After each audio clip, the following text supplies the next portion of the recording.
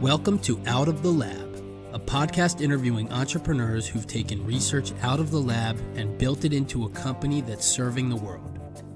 These entrepreneurs are heroes, and the planet needs more of them. So tune in, learn from their successes and failures, and get inspired. Visit bountiful.org to join our community and realize your power to save the world.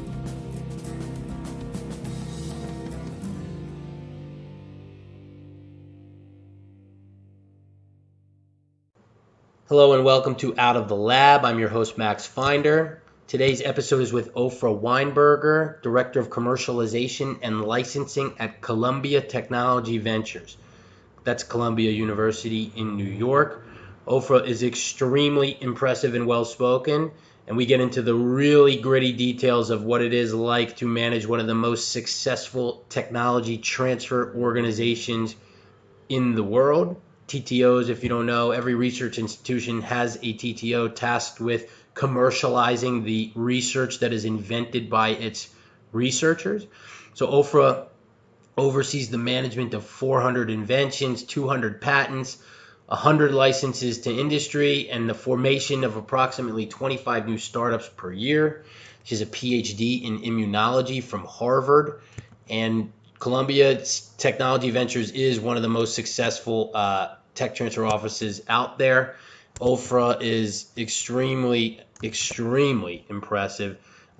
We get into why CTV is so successful, all of the different things they do with entrepreneurs and executive in residence programs and lab to market accelerators and all of the different nuts and bolts of running this TTO and how they're focusing on startups and how they get things out of the lab and into the world.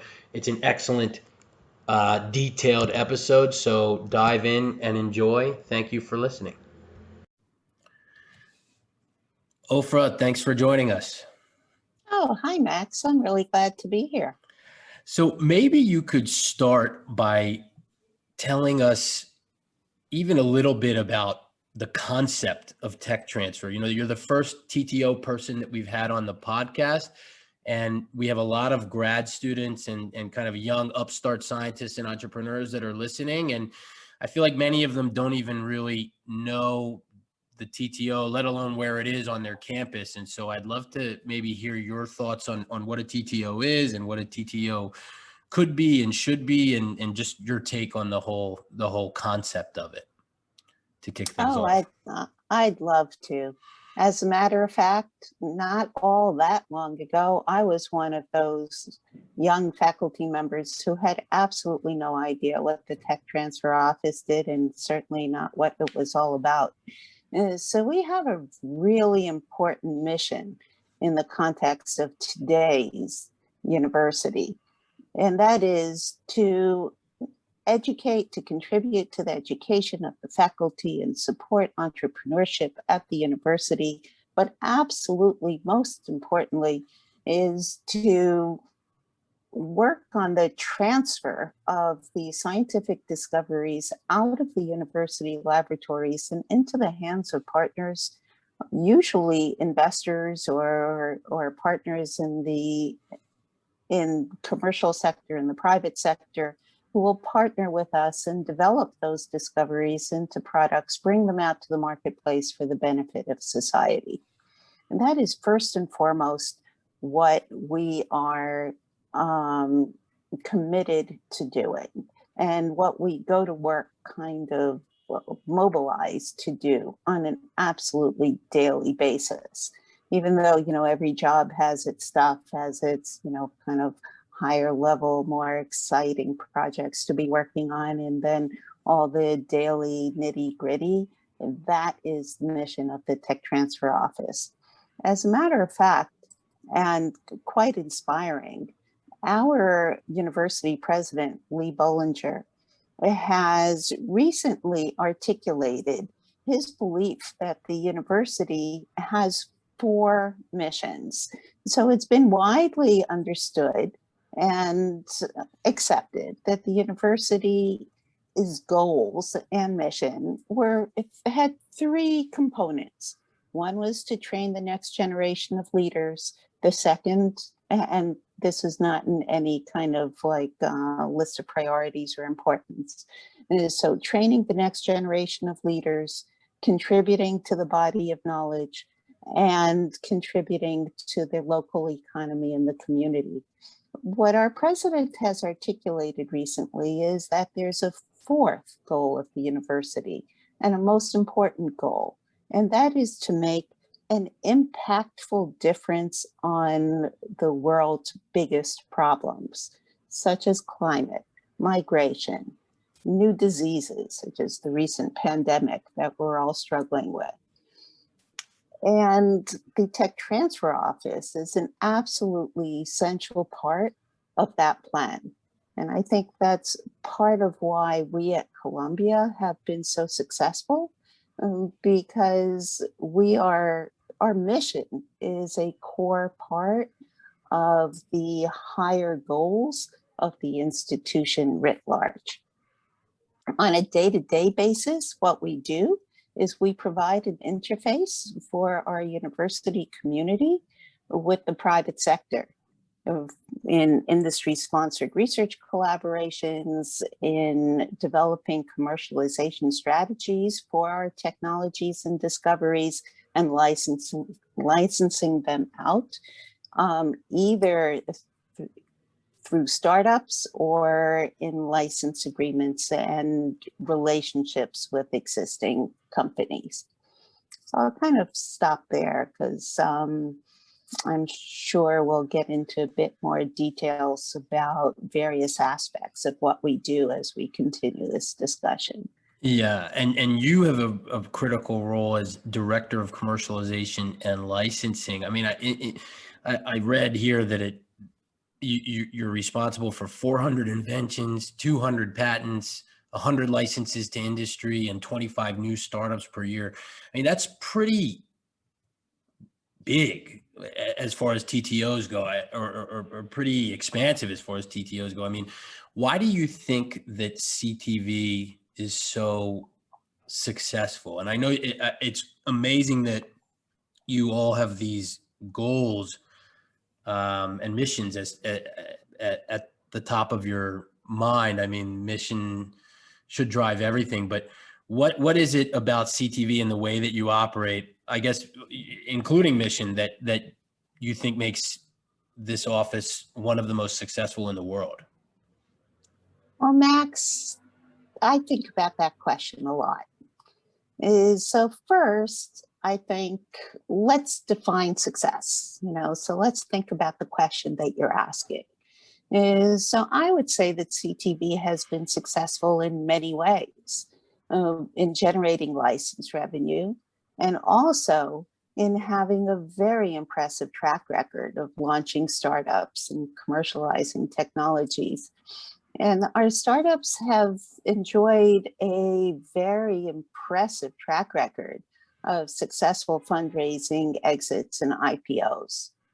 Most importantly, and certainly not unrelated to our success in commercializing our scientific discoveries, is the excellent reputation that we have. And I say that with all humility. We constantly work on that reputation.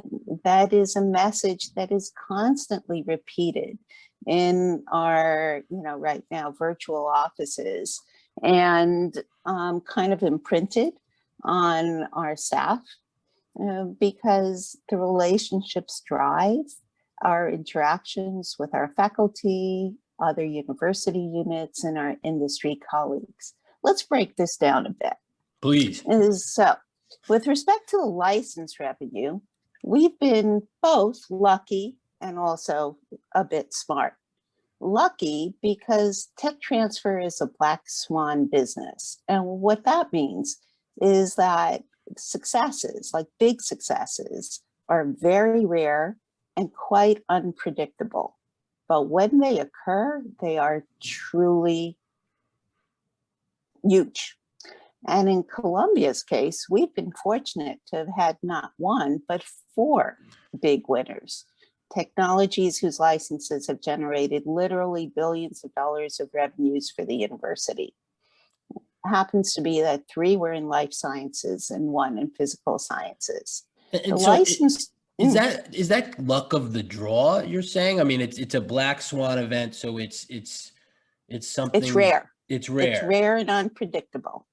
And how do you, Um, what does CTV do to increase the odds on these rare and unpredictable events? Especially, like, I guess we can break it into mm, licensing revenue and startup formation, because I assume you do kind of very different things in that regard. I'd love to understand the different efforts that you have with respect to each of those things.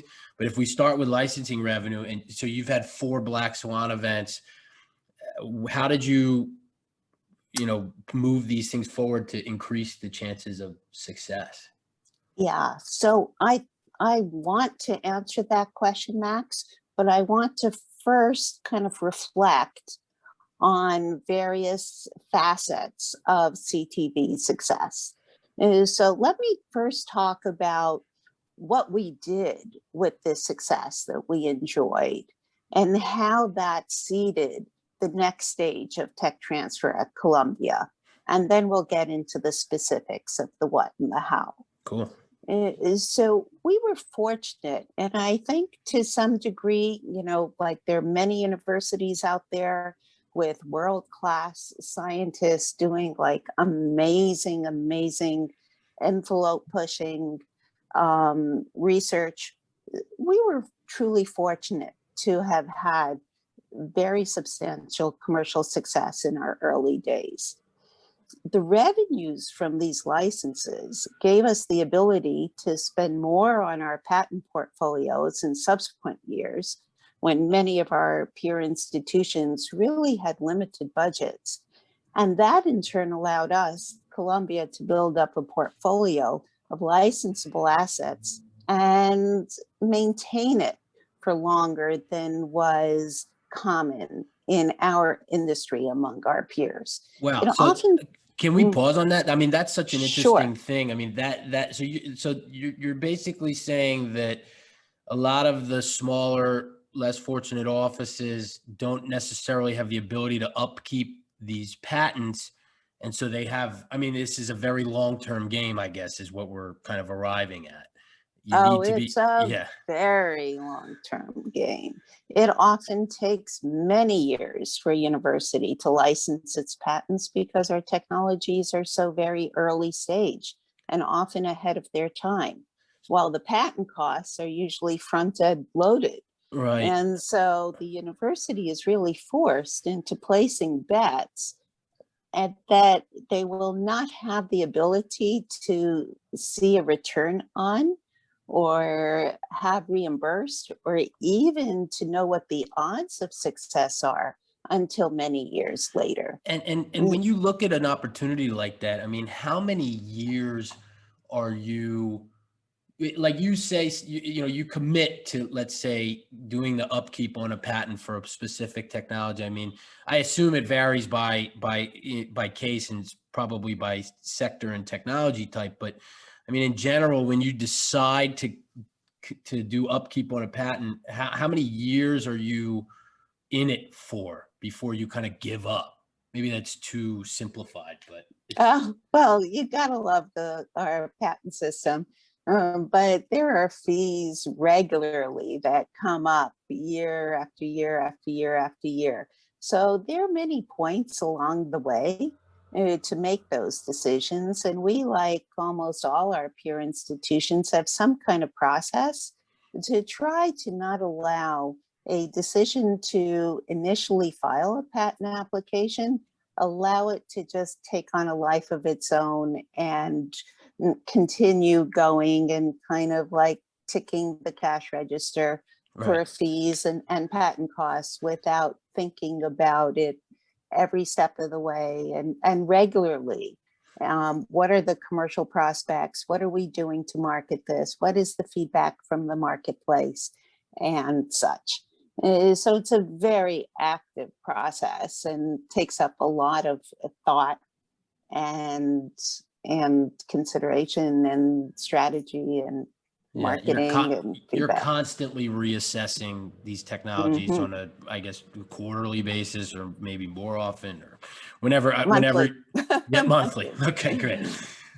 Okay, cool. And so I even forget where we were. I mean, we were discussing the how you ensure that these licenses, how you increase the chances of success for these licensing. So the ability to maintain patents over the long term is a big time um, head start. So what we do to increase the probability of success, uh, both in the initial licensing of our patents, our IP, and also, even more importantly, in to try to ensure or help our licensees be successful, is we're constantly coming up with new ideas, new initiatives, new programs, new services and resources to provide both to our research community as well as to our commercial partners and startups, to help them be more successful. So perhaps it would be helpful to take a step back and look at the the world of startups, academic startups being launched out of universities, and what the steps are, what the processes are, what the challenges are, and Yeah, I mean, what we're doing about that. that feels like a step forward. Even I'd love to understand, sort of how you decide between, or how you view startup creation vis-a-vis licensing to kind of larger companies. And it feels like CTV especially is one of the leaders in trying to shift the focus towards startup creation and recognizing the long-term value there. So I would love to hear how you even started to approach that area, as opposed to more traditional licensing activities, and focusing sort of on that shorter term revenue. That's a really interesting question, Max. And I honestly think you're giving us more credit than we deserve. And what I mean by that is that our mission is to transfer our technologies out and ensure that we partner with the very best partner we can find, with the wherewithal and the motivation to develop that technology into products for the good of society, as I mentioned earlier. And that's whether our partner is small, a startup, or a large company. There's been a very real shift over the past, approximately 10 years, from licenses to primarily large companies, to seeing that our most exciting technologies are now going to startups. So where about 10 years ago, we were doing on average 3 to 4 startups a year. Now we're doing on average 15 to 25 startups a year, with our most meaningful and important pipeline opportunities indeed going to startups. So a quote that I think captures what is going on is a quote from Mark Singer, managing partner of OUP, one of our venture capital friends, that Osage I repeat University. often. Is that Osage? Osage University Partners, Yeah, right? that's I'll have to do an interview with them, because that's a whole nother, very dense topic, I think, for why they exist and what they do. But so, yeah, please continue with the Oh, Mark they're Singer really quote. interesting, Yeah. very interesting firm. And what Mark has said is IP may be important to startups. It's the foundation of what a startup is built on. But increasingly, startups are even more important to IP. And Hmm. I've repeated this quote many times. What it really means is that, and especially in the tech space, companies have pulled back from direct licensing of technologies, and certainly early stage technologies, from universities.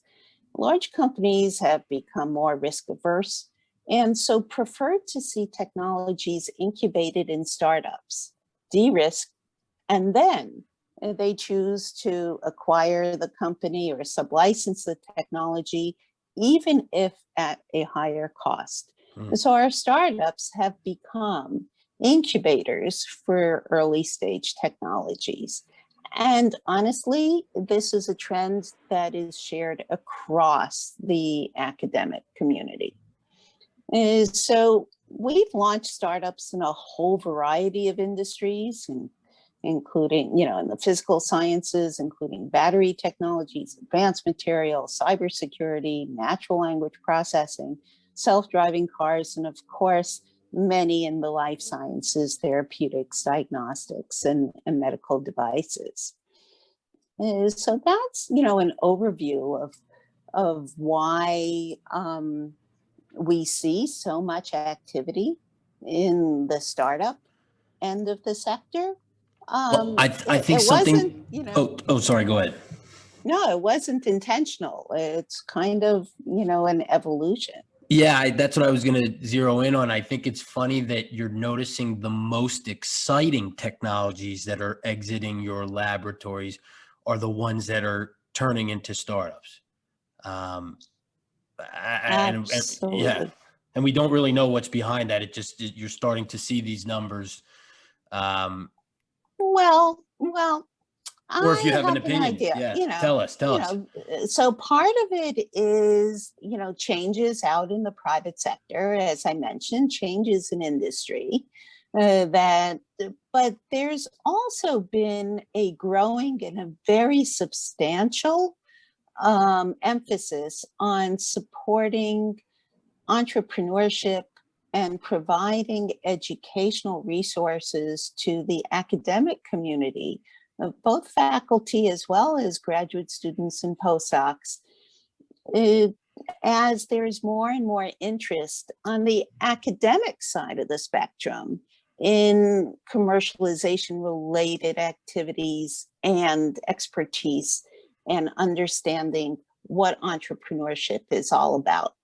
And we in the Tech Transfer Office have been a very important and contributing part of the ecosystem at the university to, this community, and providing a whole slew of different services and resources, some of which I'd love to describe for you if you think that would be of interest. Yeah, absolutely. So I would love to hear about the services that you think are the most beneficial to these academics who become entrepreneurs and to facilitating startup creation. I mean, I know you guys have the executive in residence program. I'm sure you'll tell us about that and a few others. So please. So let's kind of reflect for just a minute on the steps of building a startup. You need an idea. You need to validate that idea in a way that is meaningful for investment. You need an educated founder and management team and entrepreneur.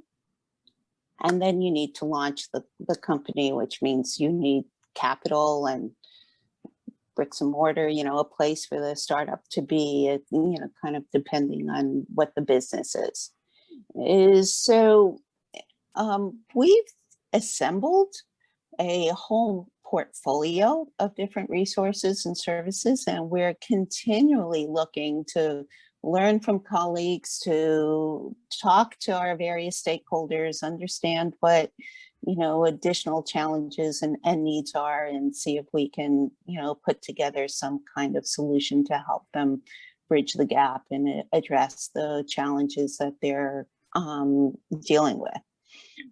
So at the university, on the kind of fundamental, the beginning of this journey, we have what we call the Lab to Market Accelerator Network, which is a series of industry-specific accelerators.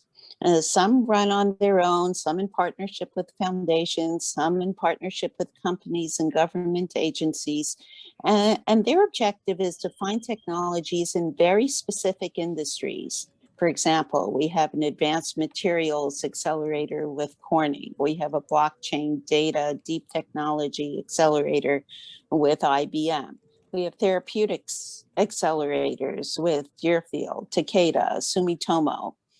And we have a number of accelerators cybersecurity and energy, for example, that are now phased out because the grants ended, but we hope to start them again. And what these accelerator programs provide to the PIs, to the research community, is not just modest funding for validation or the next step in translating their scientific discoveries, but also access to industry experts, industry guidance and mentors, educational boot camps, so that they learn how to pitch, so that they learn what to understand and appreciate what commercial development of a product is all about. That's not the expertise typically of an academic. And they need to understand the path that they're embarking on in order to come up with a plan that is going to be effective. And the modest funding, although modest, is really invaluable in helping the PI validate the technology, do the killer experiment that investors need to see in order to be able to engage around investing or considering an investment in that particular technology. And how much funding is that, the modest funding that requires? And again, I'm sure it's a case-by-case basis, you know, more capital intensive tech, obviously, but what is that funding? And I guess, how does that also fit into other non-dilutive funding like SBIR grants and things like that? How do you piece those different things together, the timing, and also, as part two to that question, what TRL would usually do you expect to have, you know, before and then after that stage? I realize that was a multi-part question, so we can visit. Yeah, that's okay. I mean, our conversation's going off in different directions. Yeah, anyways. I'm very excited about all of this. So I like a kid in the candy shop learning all this stuff. So I appreciate it. Yeah, so you're right to bring up SBIRs and STTRs. They are a very important source of non-dilutive funding, as you described it, you know, meaning grant funding and funds that are available to early stage technologies that do not dilute the owner's equity stake in their venture. But SBIRs and STTR funding is a very different animal compared with our accelerator funding, because one is kind of like at the end of the process. It's for the technology once a startup has already been created, while our accelerator funding is at a much, much earlier stage, while the research is still being conducted within the university in the labs and looking to advance it to the point that it is attractive for investment and spinning out. And so they're the same in the sense that they are both sources of non-dilutive funding. On the other hand, they are important at very, very different stages of the whole process. The funding, you are absolutely right. It depends. So in life sciences, for example, which tends to be a rather capital intensive scientific area, the investment, so that the funding can be like kind of on the order of $100,000 or more. And some of the more software related, physical sciences related accelerators, the projects don't need all that much. But that's not to say that the funding is any less critical for the translation of the scientific discovery into something that investors can touch and feel and really evaluate.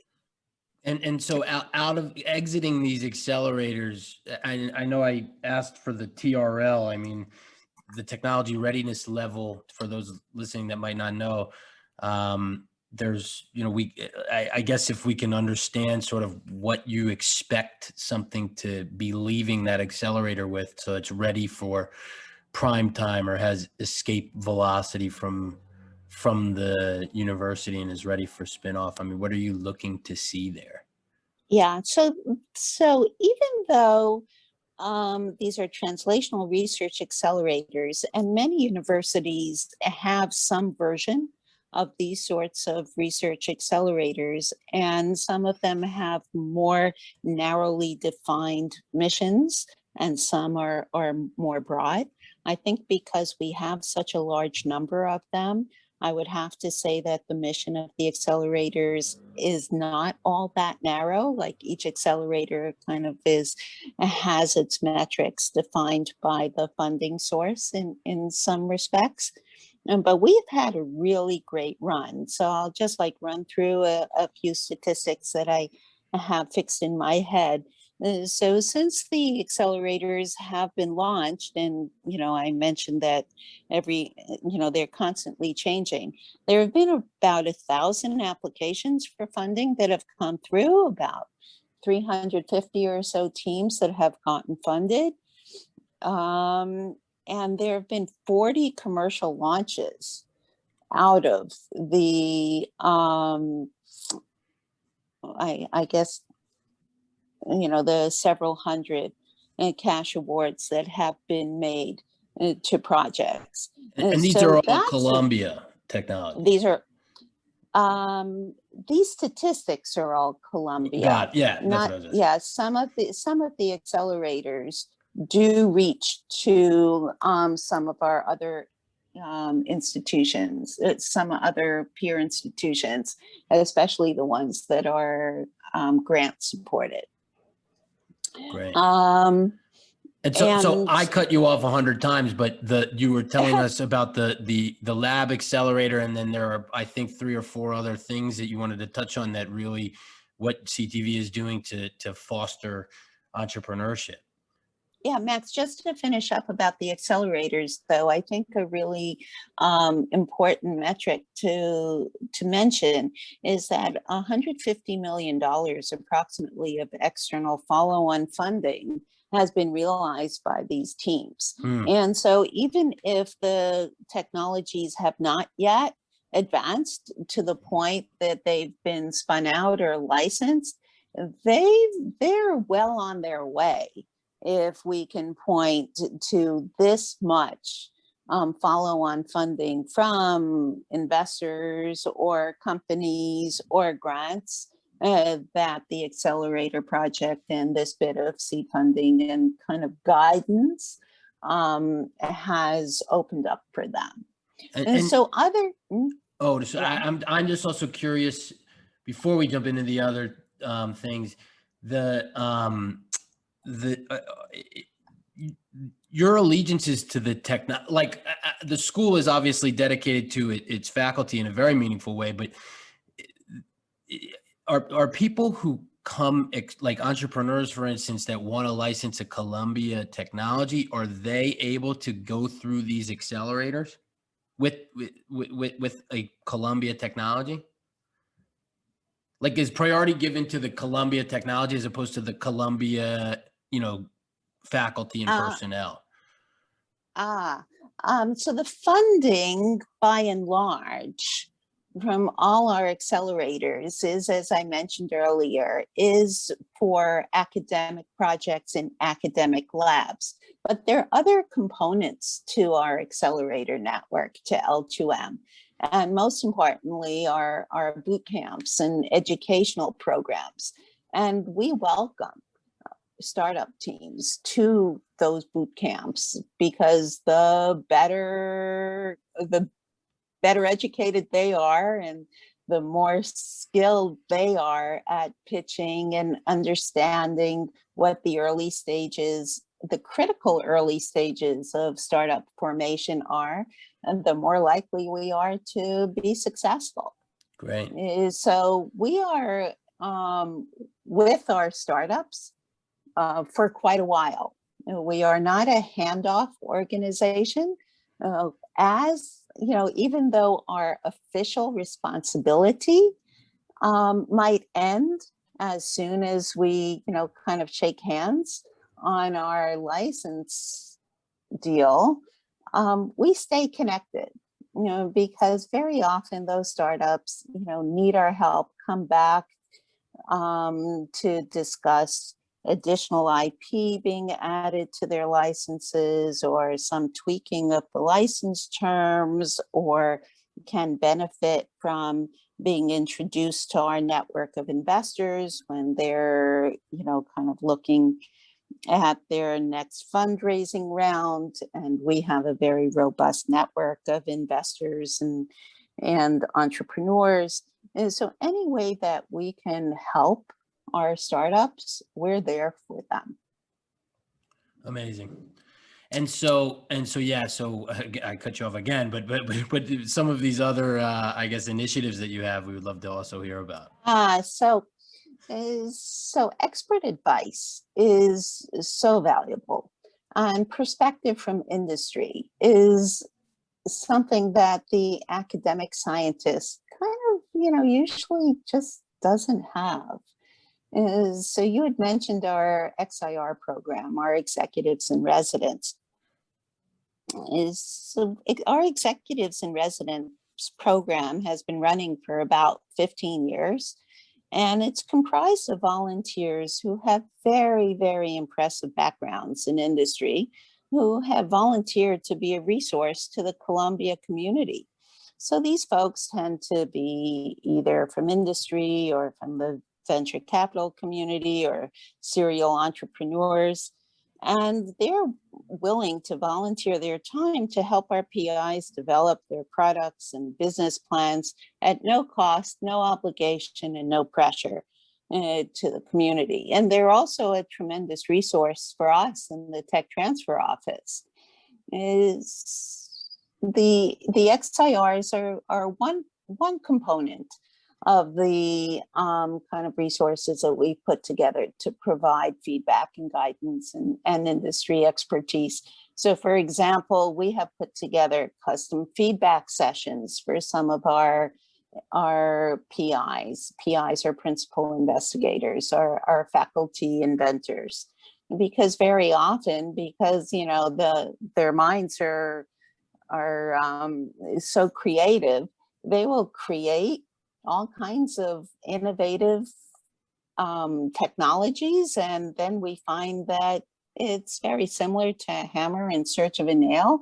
We're looking for the applications that are going to resonate the most with investors and in the marketplace. And so we'll put together custom feedback sessions, have the graduate students or postdocs present their ideas, their developments, their discoveries, their inventions, and have a room full of different industry folks, give them some advice and perspective and react to where they think they should be going with those ideas. We have a whole host of educational programs, events, courses, accessible content in our website. We have created a CTV Fellows program, which is a way for graduate students and postdocs to get involved in tech transfer and commercialization and entrepreneurship related activities in the tech transfer office. And it's also a tremendous resource for us and for our inventors. And they work on technology assessments, market research. And also, interestingly, what we find is that many of our investigators, while they can be tremendously excited about the idea of launching a startup around a discovery in their lab, when it comes down to actually putting together the documents, the PowerPoint slides, the pitch decks that one needs in order to, start the process of describing the opportunity to potential investors and licensees, they often don't have the time or the experience to put together those pitch decks. And that's a project that we will frequently assign to our fellows to prepare the first draft for That's our very faculty cool. and inventors. That's very, very cool. And so these fellows, they get in, it's by application, I guess, and they get into the fellowship, and then they do it for free, but they're really learning and practicing how to build these types of market assessments and things like that. Are they from the business school, or they're just anyone that is they're all in sciences? They're in the sciences. Universities are very keen these days. It wasn't this way when I was a graduate student, but they're very sensitive to introducing graduate students and postdocs to what they call possible alternative careers. And commercialization and entrepreneurial related career paths are certainly a big part of it, especially for the sciences. So this is a program that we created recognizing the need, recognizing that, honestly, even for my licensing officers, creating, the tech assessments and the market research often lagged behind the work on, active marketing, following up on expressions of interest, negotiating the license deals, the industry collaborations and such. What could be pushed off till tomorrow tends to get pushed off till tomorrow. But it's critically important. It's kind of like, the foundational documents and intelligence and information that we need in order to then inform patent decisions and commercialization strategies. So that's been a tremendous resource for us. Wow, that's amazing. And then on the still kind of focusing on the talent side of things, entrepreneurs and management teams for startups are an absolutely critically important need. And the need for venture backable entrepreneurs is widely recognized as, an important building block for those startups. But where are we going to find those entrepreneurs? And so on the one hand, our network of executives and residents, or XIRs, are a very important source for such entrepreneurs. It's not the faculty inventor, because the faculty usually stay at the university. Postdocs and graduate students, on the other hand, as we just, kind of mentioned about alternative career paths, are often happy to transition to the startup, but they tend to be inexperienced. I mean, they're passionate, they're excited, they're committed, but they're not very experienced. So AVX, Academic Venture Exchange, is worth spending a minute or two describing. Yeah, actually, we'll probably end up doing an episode with Hamdi. Eventually, we're gonna have to, right? I mean, all roads tend to lead to him especially around this topic. So, but go ahead, give us a sentence on what they do. Yeah. Let me give you the 30-second version, and just an interesting bit of trivia. Hamdi actually was a CTV fellow. So there you when go. He was a graduate student at Columbia, and his path took him very much because of the relationship with us and with CTV. It led to, his current amazing role heading up AVX. Yeah. So in order to, and I'll just give you a 30-second version on this, startups need entrepreneurs. They need investable entrepreneurs.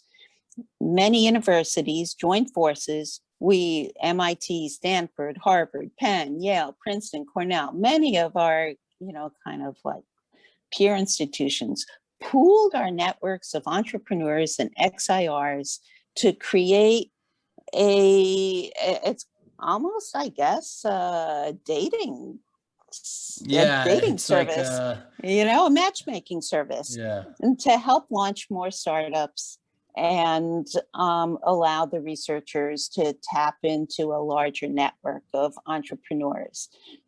So just to give you an example,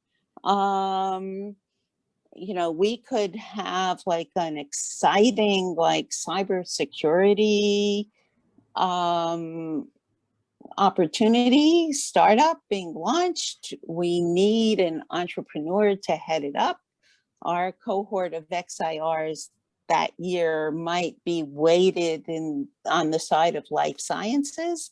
Where do we go for somebody with experience in that industry sector? So we go to the academic venture exchange. And it's been a tremendously successful operation with over 50 matches already made.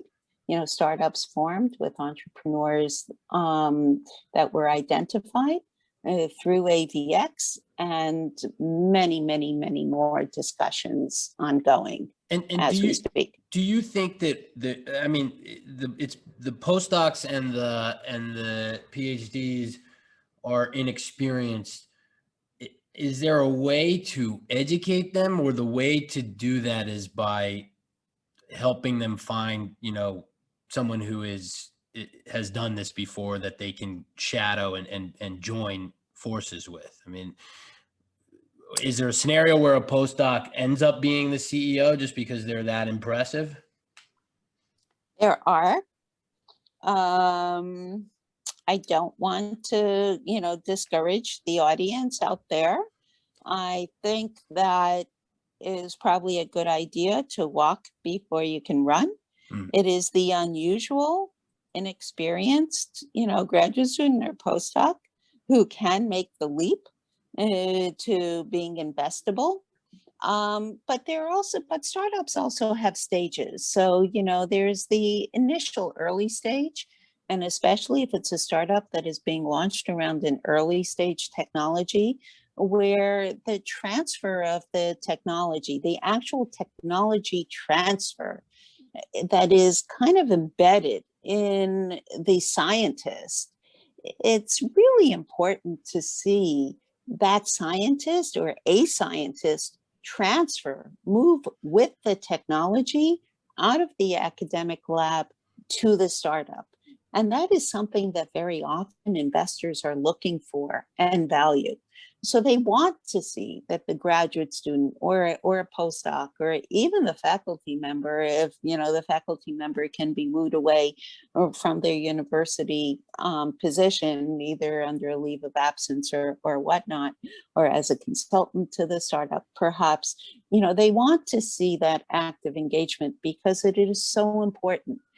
Patents are very often important, but the transfer of the know-how, the magic sauce is important, especially for early stage technologies.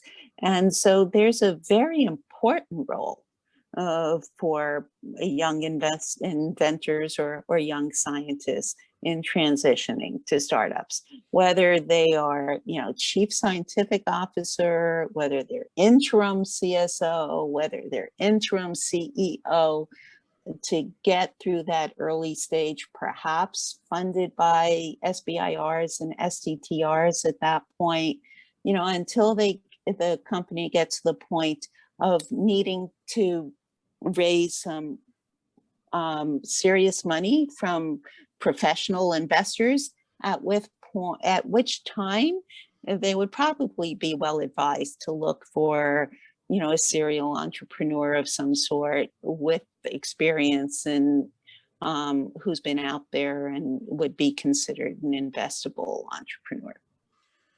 Amazing. So it sounds like CTV does almost everything right, whether by luck or by design. What are you trying to do better over the next number of years?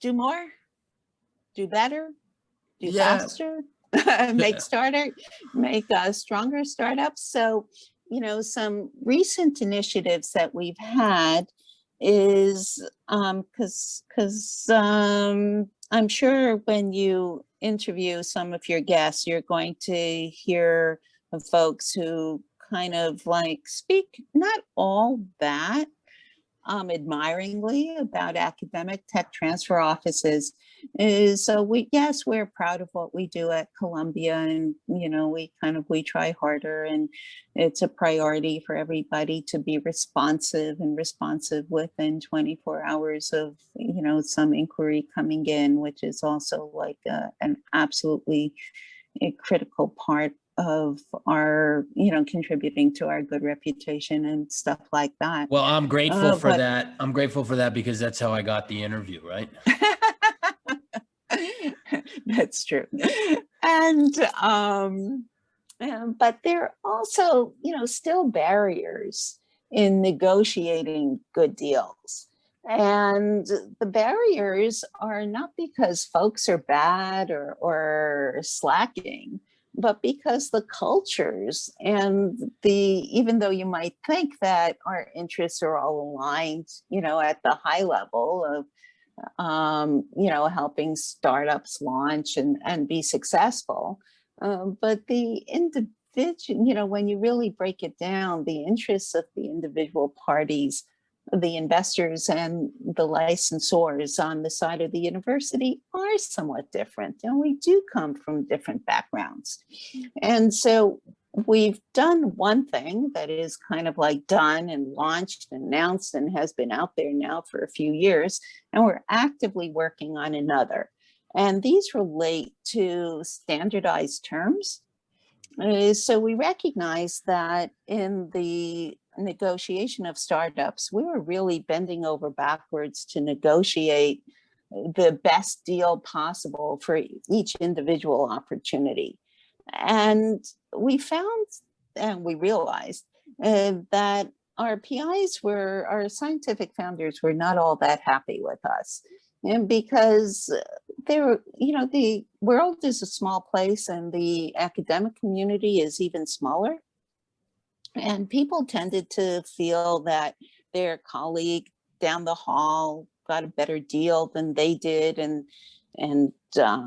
they often did not have the opportunity to kind of like review each deal in its entirety. And so they were picking and choosing and getting unhappy and frustrated with the tech transfer office, both for how long it was taking to negotiate these deals and also for what they perceived to be differences in the deals that different PIs were getting. And so what we did after an extensive process of benchmarking and consulting peers, benchmarking across our peers, and Stanford, MIT, Cornell, Caltech, Carnegie Mellon, some of the leading institutions in startup creation, was we came up with standardized key terms in our faculty startups that are very, very startup friendly.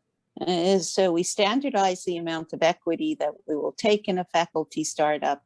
We deferred almost all the early payments that are kind of like the usual components of a license deal in order to allow the startup to invest its precious cash in those early years in the advancement of its technology.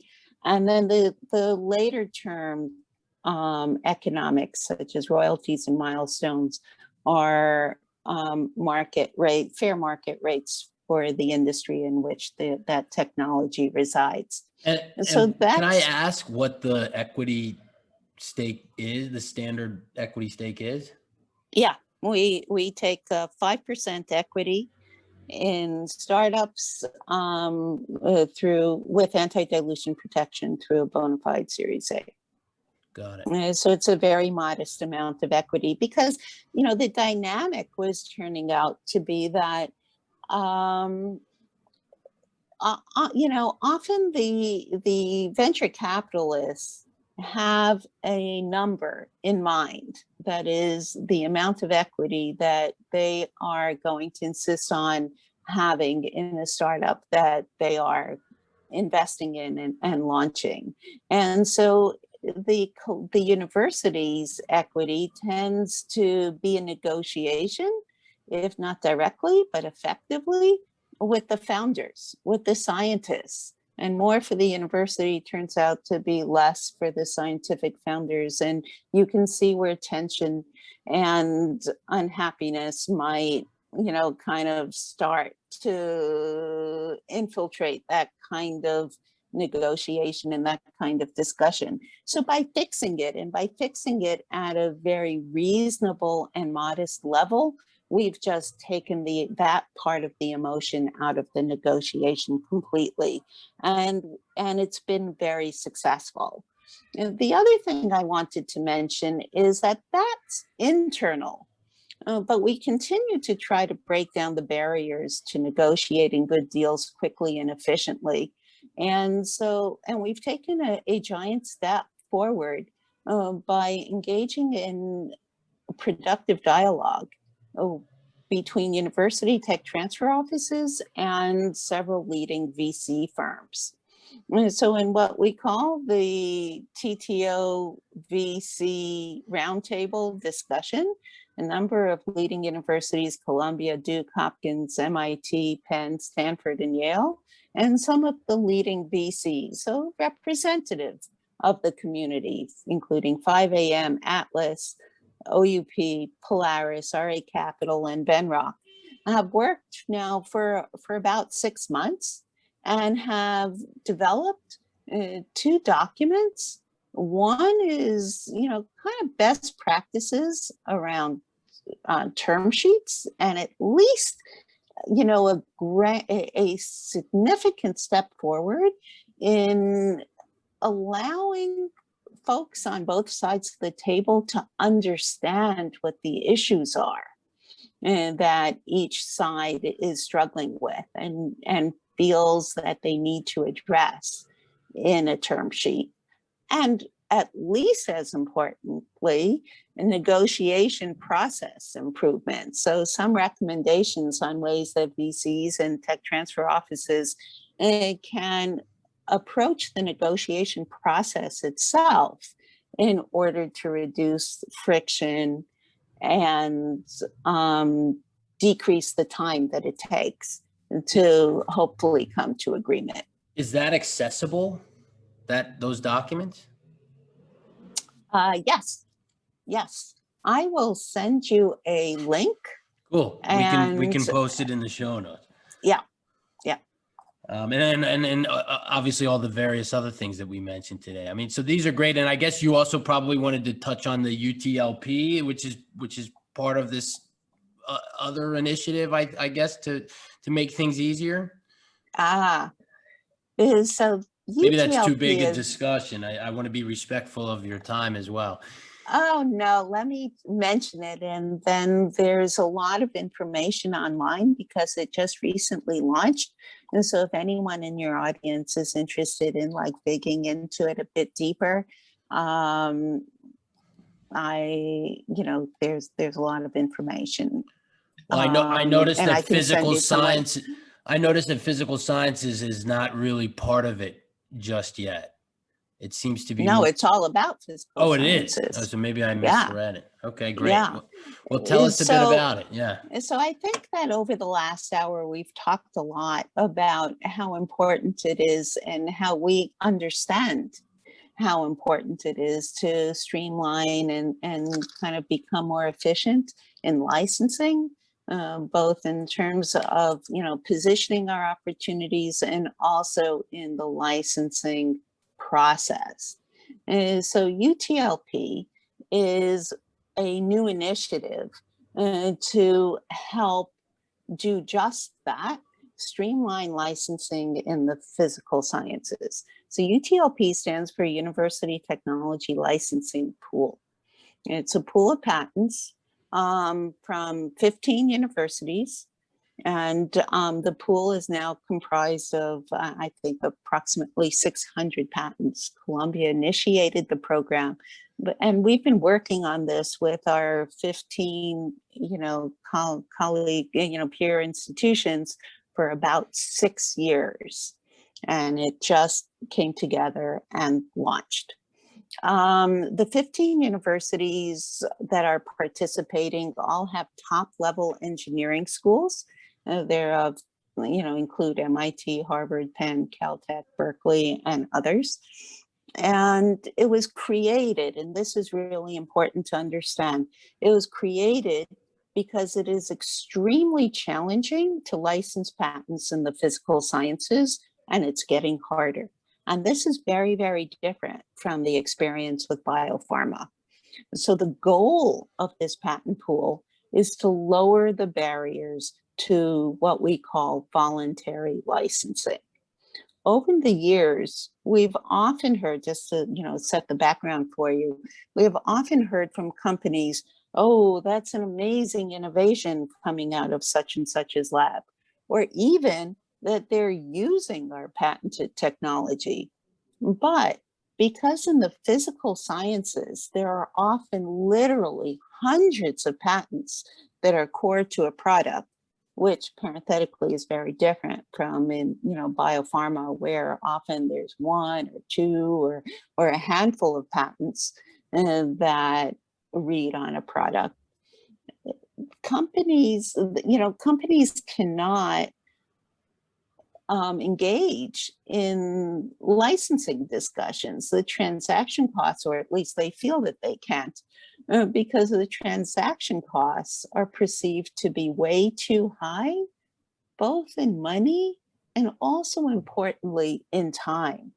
They can't afford to engage in discussions with so many different universities individually in order to enter into licenses for dozens and dozens, if not more, patents for single products. I mean, that would delay product launches or just sink them completely. And so patent pools are organized to address these licensing inefficiencies by aggregating patents to create a one-stop shopping opportunity, kind of like a marketplace, to create an efficient marketplace experience, kind of like taking your shopping cart down the aisles of a grocery store. And of course, the license terms are to be commercially reasonable terms. So we want to encourage utilization. We, meaning the universities, wish to encourage utilization of these inventions and make it easier to do so. And the benefit for us is not just that our innovations actually get utilized and applied, but it also allows the universities, of course, who are federally funded, to recoup our expenses and generate revenue, and to then reinvest in research and education. So that's what UTLP is all about. UTLP is focused on 3 fields of technology currently: connectivity, which is essentially the Internet of Things, autonomous vehicles, and data applications. Big data is so important right now. So, all different aspects of data applications like storage, data management, network protocols, and such. Cool. Great. Well, I think we're wrapping up, Ofra. I have 2 of my favorite questions, though. One, and I promise this is almost the end. What would you say to young grad students, young scientists, young entrepreneurs? What advice would you give? I mean, it can be anything, but just, based on your position and your experience, I mean, what would you tell these people? Network. Surround yourself with the smartest and the best people you can find. There are 2 different kinds of, hiring people out there: those that are afraid to be overshadowed by the people that they hire. My formula has always been to look for absolutely the smartest and the best. Train yourself to be a good listener.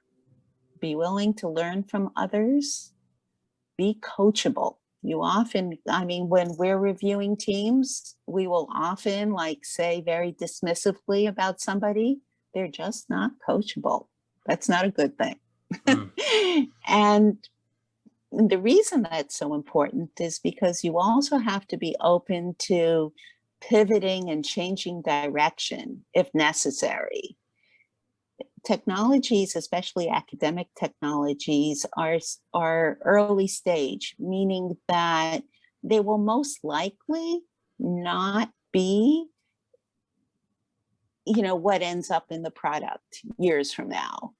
And investors will more readily invest in an A team with a B technology than a B team with an A technology, because they fully expect that team is going to have to pivot at some point along the way. Perfect. And if we had to give advice to the Ofra wandering the halls of, or not one, the PhD Ofra that doesn't know where the TTO is, I mean, what would, knowing what you know now, what would you say to yourself? It can be the same advice or different, but thinking back to where you were doing that PhD at Harvard, and yeah. I'll be a bit philosophical here and personal, not so much, kind of career-minded advice to myself, but I could have paid more attention to my work-life balance. Life is short and moves really quickly. Well, that's good to know. Ofra, this has been excellent. I really appreciate the time. We'll include everything in the show notes. Visit bountiful.work to learn more, see our other podcasts. And Ofra, thanks again. Thanks for joining us. My pleasure, Max. Thanks for listening. But now we need your help. We're building a community of scientists, students, entrepreneurs, industry leaders, and investors to commercialize meaningful technology and research. Join us at bountiful.work today to find opportunities and realize your power to save the world.